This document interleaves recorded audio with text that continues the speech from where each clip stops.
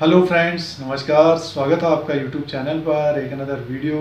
और इस वीडियो में एक्सिस बैंक की बात करने की कोशिश करेंगे। टेक्निकली इसको देखने की कोशिश करेंगे। लगभग 430 के आसपास ये कारोबार कर रहा है और बैंक निफ्टी भी काफ़ी तेज है। तो हो सकता है कि अगर निफ्टी बैंक ऊपर की तरफ लगभग 22,000 और 22,500 से ऊपर की तरफ जाएगा तो ये भी बैंक का शेयर ऊपर की तरफ जाता हुआ दिखेगा। और लमसम ये 470 से ये इसमें गिरावट रही और काफ़ी नीचे की तरफ आ गया था जब हिस्सेदारी बेचने वाली बात थी, तो उसमें निफ्टी बैंक भी काफ़ी नीचे की तरफ था। अब बैंकिंग स्टॉक में थोड़े से तेज होने की उम्मीद लग रही है क्योंकि जो एसबीआई का रिजल्ट आया एक तरह से पॉजिटिव है और पीएसयूज बैंक भी तेज हो रहे हैं। आप देख रहे हैं कि बैंक ऑफ बड़ौदा काफ़ी तेज हो गया, एसबीआई भी लगभग 190 के आसपास आ गया है। तो अगर करेक्शन भी होता है, देखिए एक साथ तो ऊपर की तरफ नहीं जाएगा, बट ये है कि एक्सिस बैंक में जो आज तेजी है, इंडसइंड बैंक भी ऊपर की तरफ जाने की कोशिश कर रहा है। और उसमें न्यूज़ ये भी है कि हो सकता है प्रमोटर उसमें हिस्सेदारी लें तो काफ़ी तेज हो सकता है इंडसइंड बैंक। और एक्सिस बैंक में ये है कि लगभग 460 470 से ये नीचे की तरफ आ रहा है। अगर ये बैंक निफ्टी ऊपर की तरफ लगभग 22,000 22,500 से ऊपर की तरफ जाता है तो मान के चलिए ये काफ़ी तेज हो सकता है एक्सिस बैंक में भी। ऊपर के लेवल में फंसे हैं तो वो चार्ट के अनुसार देखने की कोशिश करेंगे अभी एक्सिस बैंक का, तो उसके अनुसार आप ट्रेड कर सकते हैं और होल्ड कर सकते हैं या एग्जिट हो सकते हैं। बाय करना चाहते हैं तो कहाँ तक जा सकता है वो भी देखने की कोशिश करेंगे। स्पेशली डिलीवरी जो करते हैं उनके लिए बताने की कोशिश है।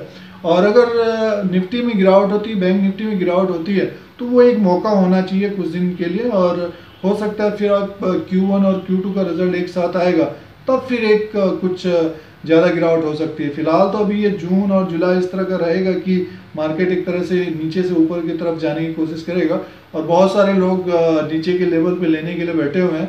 जब गिरेगी मार्केट तब भी नहीं ले पाएंगे। जब वो 7,500 8,000 में था वो ले नहीं पाए, 6,000 आ जाएगा, 6,000 आएगा तो 5,000 आ जाएगा, तो इस तरह का चलता रहेगा मार्केट में। फिलहाल ये देखिए अब मार्च से आप मान के चलिए अप्रैल मई जून तक तेजी है और हो सकता है कि जून के मंथ में भी इसी तरह का रहे, थोड़ा सा डाउन होने के बाद ऊपर की तरफ जाने की कोशिश करें।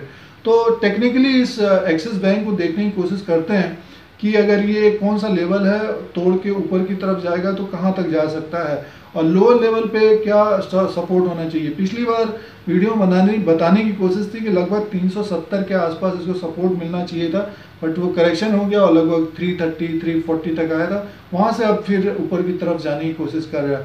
तो आप लोगों को आज का जो ट्रेड है उसको दिखाने की कोशिश करते हैं और जो इसका टेक्निकल चार्ट है उसको दिखाने की कोशिश करेंगे, अपना व्यू बताने की कोशिश करेंगे। और बैंकिंग स्टॉक्स में अगर ट्रेड कर रहे हैं तो उनको होल्ड करने की कोशिश करनी चाहिए। आने वाले समय में ऐसा लग रहा है कि आपको कुछ ही दिन में जिस तरह से तेज हो रहे हैं फाइनेंशियल स्टॉक्स उसमें काफ़ी अच्छा रिटर्न मिल सकता है। और जिस तरह से मई में देखा कि गिरावट थी तो हो सकता है जून के मंथ में आपको फाइनेंशियल स्टॉक्स में तेजी होते दिखे। और जब बैंक निफ्टी ऊपर की तरफ जाए तो जाहिर सी बात है निफ्टी भी ऊपर की तरफ जाता हुआ दिखेगा। ये एक्सिस बैंक का चार्ट है और इसको समझने की कोशिश करते हैं। देखिए डेली वाइज लगा हुआ है। एक इसमें ड्रॉप आया था जब मार्च के महीने में, तो उसके बाद ये काफ़ी तेज़ी से बढ़ के लमसम 485 तक गया था। तो ये इसका बड़ा हर्डल बना हुआ है और पिछली बार कुछ न्यूज़ भी आ गई और उसके वजह से काफ़ी गिरावट रही इसमें, लमसम काफ़ी नीचे की तरफ आ गया था। अब फिर बढ़ने की कोशिश करा 330 से ये लमसम चला गया है आपका 425 के आसपास। आज देखिए ये लगभग 444 तक गया था। तो ये एक इसका हर्डल बना हुआ है। अब इसमें आपको मूविंग एवरेज और रिलेटिव स्ट्रेंथ इंडेक्स को भी लगाने की कोशिश करते हैं, आरएसआई को भी, उसके अनुसार भी देखने की कोशिश करेंगे। देखिए डेली वाइज में तो ये अपने मूविंग एवरेज से काफ़ी ऊपर की तरफ है। अभी लमसम आज काफ़ी तेज़ रहा, ये 444 के आसपास तक गया था और अभी करेक्शन में है 422 के आसपास। तो इस स्टॉक को इसलिए बताने की कोशिश है, काफ़ी लोग ऊपर के लेवल पे लगभग 450 460 के आसपास काफ़ी लोग फंसे हुए हैं। तो इसमें देखिए मंथली वाइज देखने की कोशिश करते हैं और आरएसआई देखिए 56 के आसपास है, यानी मीन्स ऊपर की तरफ अभी ये स्कोप है। और ये देखिए डेली वाइज में भी अभी वॉल्यूम है इसमें, आज तेज़ रहा ये और कुछ करेक्शन है। अगर करेक्शन होता है, कोई लेना चाहता है इसको एक्सिस बैंक को, तो इसको लेने की कोशिश करनी चाहिए। अब देखिए इसका मंथली वॉट मार्च में ये गिरावट रही, लमसम आप मान के चलिए ये 300 से नीचे की तरफ था।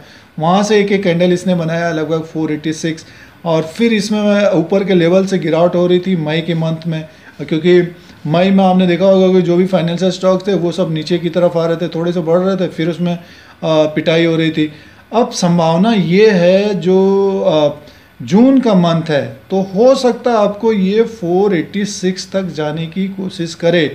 और अगर बैंक निफ्टी में तेज़ी होती है तो मान के चलिए ये काफ़ी तेज़ हो सकता है, और ये लमसम मान के चलिए ये आप ऊपर के लेवल पे अगर जाता है, अगर ऊपर के लेवल पे जाता है तो 500 को क्रॉस करता है तो मान के चलिए काफ़ी ऊपर की तरफ दिखाने की कोशिश कर रहा है, 570 तक जाने की कोशिश कर सकता है। यानी मीन्स इसका जो हडल बना हुआ है 480 और 500, तो वहाँ से बहुत तेज़ हो सकता है। तो जिन्होंने ऊपर के लेवल पे लिया है, काफ़ी लोग, काफ़ी व्यूअर्स इसको पूछने की कोशिश कर रहे थे, तो जिन्होंने ऊपर के लेवल पे लिया है तो एक्सिस बैंक को होल्ड करने की कोशिश करनी चाहिए, चार्ट के अनुसार बताने की कोशिश है। और जो लोअर लेवल पे भी ख़रीदना चाहते हैं, अगर आप इसको बाई करना चाहते हैं तो लमसम मान के चलिए इसको 370 और 360 के आसपास अगर मिलता है कोई भी डाउनफॉल में, या 380 के आसपास, थोड़ा सा परसेंटेज के हिसाब से लेने की कोशिश करिए जो डिलीवरी वाइज ट्रेड करते हैं। और ऊपर का टारगेट जैसे आज इसने ऊपर का लगभग 440 से है, ये अगर ऊपर की तरफ अगर क्लोजिंग देता है ये लमसम 460 के ऊपर, तो डेफिनेटली ये फिर ये क्रॉस कर जाएगा 500 को।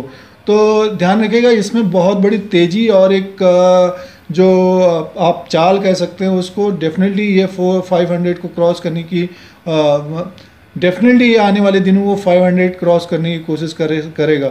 अब देखिए RSI भी 36 के आसपास है, काफ़ी डाउन में है, तो ऊपर के लेवल से गिरा है तो थोड़ा सा बढ़ने की कोशिश कर रहा है। जैसे कि देखिए एक इसमें लॉजिक ये भी है, अगर निफ्टी 22,000 के ऊपर, अगर बैंक निफ्टी 22,000 के ऊपर क्लोजिंग देता तो एक्सिस बैंक 500 क्रॉस करने की कोशिश करेगा।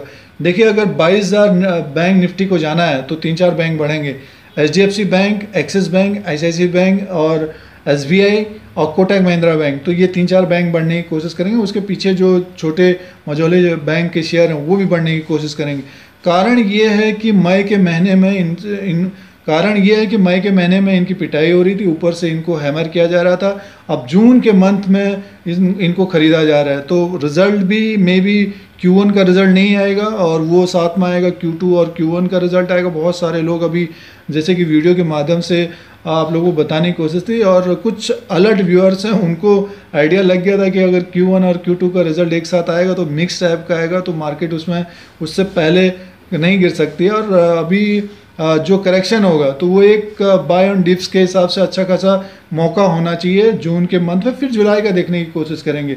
फिलहाल ये एक्सिस बैंक का आप लोगों के लिए लमसम 480 का एक ऊपर का टारगेट है, उसके ऊपर अगर क्लोजिंग देता है तो डेफिनेटली आपको ये फिर बहुत तेज़ होता हुआ दिखेगा। किसी ने अगर ख़रीदा हो, देखिए 426 में है 10-15 दिन के अंदर, तो ये एक अच्छा खासा एक आप ट्रेड कर सकते हैं। बड़ा स्टॉक है ये, और न्यूज़ भी आई थी उसके वजह से भी गिरावट थी। तो जो अभी भी इसमें ले रहे हैं थोड़ा सा परसेंटेज के हिसाब, क्योंकि बढ़ गया है थोड़ा सा, अगर करेक्ट होता है जैसे कि अगर कल परसों में करेक्ट होता है तो लेने की कोशिश करिए। बुल हो सकता है और इसमें बेयर एक तरह से ट्रैप हो सकते हैं जून के मंथ में, तो ये ध्यान रखिएगा। तो ये आपको डेली वाइज भी दिखाने की कोशिश है और मंथली वाइज दिखाने की कोशिश है। ज़्यादातर मंथली इसलिए बताने की कोशिश तो होती है क्योंकि 10-15 दिन और 1 महीना, 3 महीना, 4 महीना इस तरह से होता है, आपको ऊपर का टारगेट दिखेगा वो।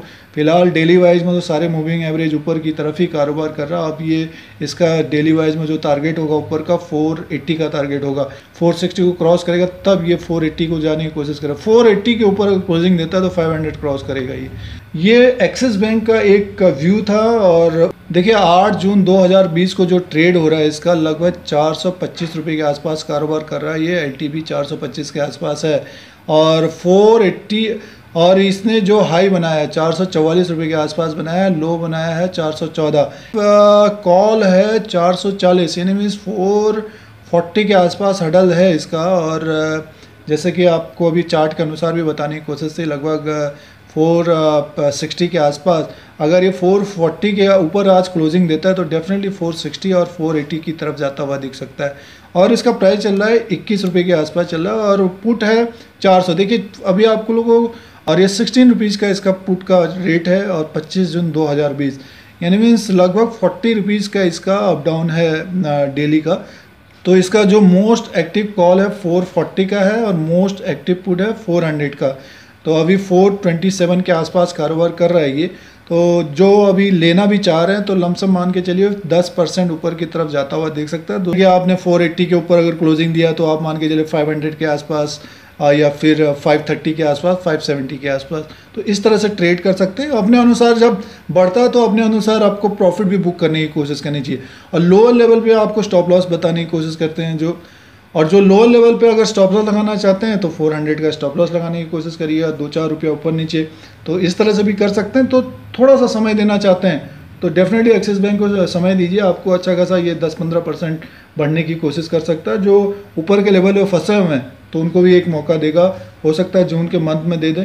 तो ये आप लोगों के लिए अपडेट था, और ये एक्सिस बैंक का अपडेट था। कुछ पॉइंट बताने की कोशिश थी आप लोगों को मार्केट के बारे में। अगर आप इस यूट्यूब चैनल इंडिया जीरो को देखना चाहते हैं तो सब्सक्राइब और बेल आइकन को प्रेस करिए, आप लोगों को यूट्यूब की तरफ से नोटिफिकेशन मिलता है। फिर कोई नया वीडियो लेके आएंगे। आज के लिए इतना ही, धन्यवाद।